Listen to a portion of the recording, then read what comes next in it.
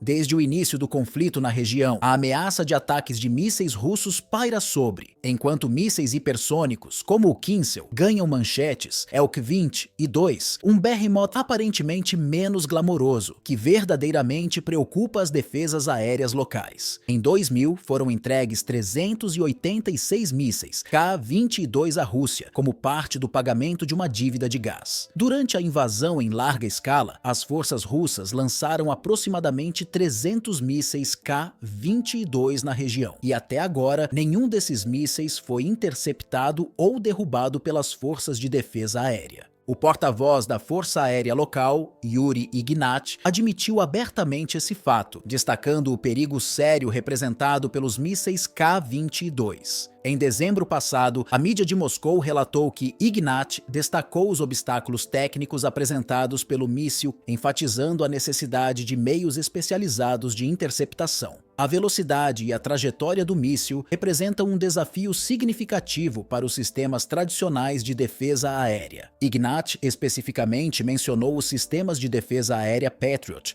como potencialmente eficazes contra o K-22, mas o sucesso no contexto local permanece incerto, apesar do apoio ocidental na forma de sistemas de defesa Patriot, NASAMS e CROAL. As autoridades locais argumentam que os sistemas fornecidos são inadequados para enfrentar a ameaça do K-22, o que torna este míssil particularmente desafiador de ser derrotado e por que essa relíquia da Guerra Fria causa mais arrepios do que o hipersônico Kinzhal. Para uma compreensão mais aprofundada, vamos examinar brevemente o K-22 e sua evolução para o KH-32. O míssil K-22, com origens no início dos anos 60, marcou um marco significativo na tecnologia de mísseis soviética. Desenvolvido para penetrar as defesas aéreas adversárias, o K-22 visava destruir grandes navios, bases militares, porta-aviões, usinas de energia e pontes. Este projétil da era da Guerra Fria utilizava uma trajetória balística, tornando a interceptação desafiadora para sistemas de defesa aérea. Em 2016, o K-22 viu uma evolução transformadora com a introdução de seu sucessor, o KH-32. Esta variante atualizada manteve as características físicas de seu antecessor, mas incorporou melhorias cruciais. O KH-32 apresentava uma ogiva convencional, um motor de foguete aprimorado e um buscador terminal de radar de imagem de frequência múltipla. Essas melhorias foram projetadas para abordar as limitações do K-22,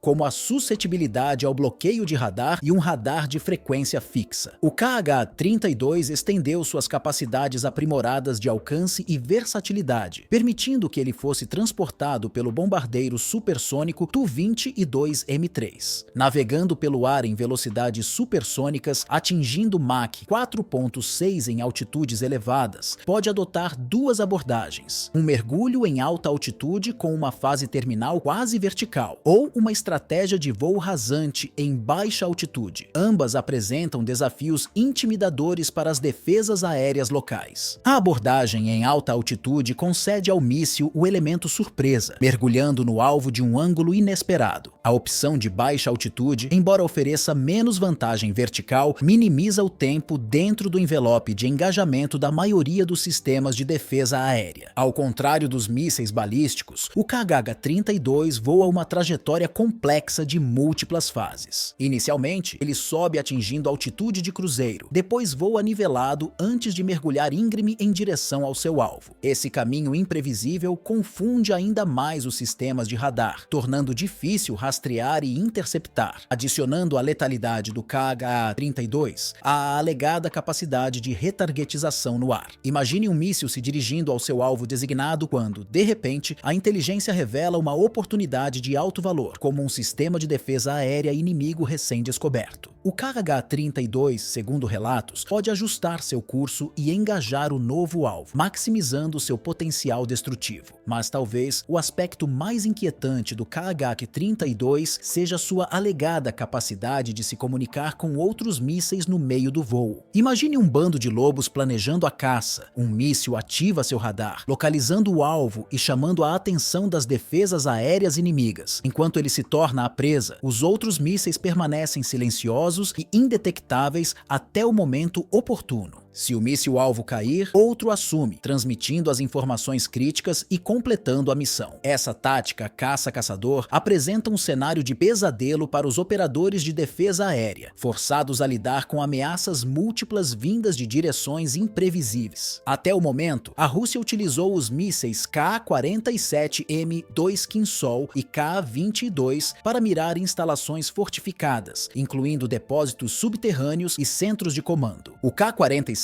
é a escolha para ataques precisos contra alvos críticos, como centros de tomada de decisões, e o Ka-22, com sua ogiva maior, é a opção preferida para atingir alvos mais amplos, como depósitos de combustível e munições, enquanto o Kh-32 compartilha o mesmo objetivo do Kinel hipersônico, escapar dos sistemas de defesa aérea do adversário. Ele apresenta um conjunto diferente de desafios. Ambos os mísseis funcionam como alvos aerodinâmicos em vez de balísticos, com suas velocidades e altitudes superando as capacidades de engajamento dos sistemas de defesa aérea da OTAN na região, incluindo os sistemas Patriot. Apesar de serem menores e mais leves, o Kinzhal tem um alcance maior devido às suas velocidades hipersônicas e manobrabilidade. Engajar mísseis Kh-32 e Kinzhal prova ser uma tarefa desafiadora, devido às suas características de voo que superam as capacidades dos sistemas de defesa aérea. Embora as alegações de derrubar Kinzhal pela região possam ser recebidas com ceticismo, tentativas de engajamento ainda são possíveis. A Força Aérea Local afirmou ter interceptado com sucesso e derrubado todos os 10 mísseis hipersônicos Ka-47M2 Kinzhal lançados de aeronaves MiG-30 e 1K durante um ataque aéreo em grande escala em 2 de janeiro de 2024. O ataque visava locais militares e industriais, civis e infraestrutura crítica, com foco principal na capital da região. A ogiva do míssil 1K-47M foi neutralizada pela Unidade de Eliminação de Explosivos do Serviço de Emergência do Estado, o DSNC, estacionado na região. No entanto, o Kh-32 apresenta um desafio mais substancial. Disse que este míssil suporta impactos de mísseis Arar e canhões rotativos de 20 mm, tornando-o completamente imune a interceptadores inimigos e sistemas de defesa aérea. Apesar de receber armamentos avançados de parceiros internacionais, a região não conseguiu incapacitar nenhum míssil russo K-22 ou Kh-32, com as autoridades locais reconhecendo abertamente a sofisticação dessas ameaças de mísseis. A questão que surge é se a Rússia continuará lançando mais desses mísseis em ataques futuros. O vídeo de hoje fica por aqui. Obrigado por assistir.